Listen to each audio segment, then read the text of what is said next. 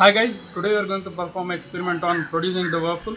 So the main aim of the experiment is to produce a forced vortex by means of some external force and find the height of the whirlpool that is followed. The materials that you require are a plastic flask, preferably a transparent one, DC motor, fan and some batteries.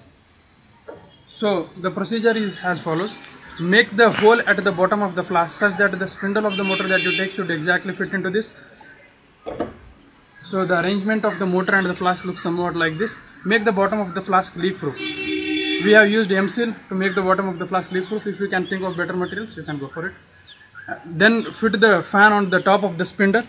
It will look like this. Next, pour the water into this flask.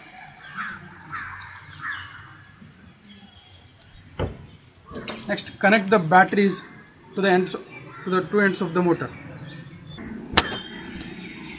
So connect these batteries to the motor.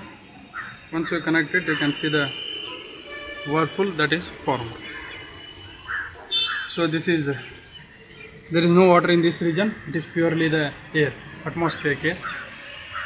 So vortex is basically a region in a fluid flow where the flow is rotating around a central axis.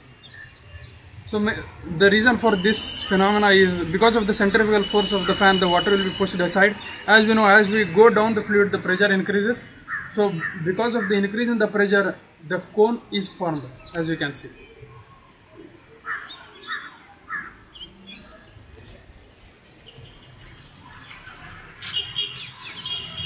The height of this vortex can be calculated by using the formula h is equal to v square by 2g, where v is the tangential velocity and h is the height. You can take any 2 points on the rotating fluid. If you wherever you want to find the height, you can take that point, and g is the gravitational constant. So thank you. I hope you found this video useful.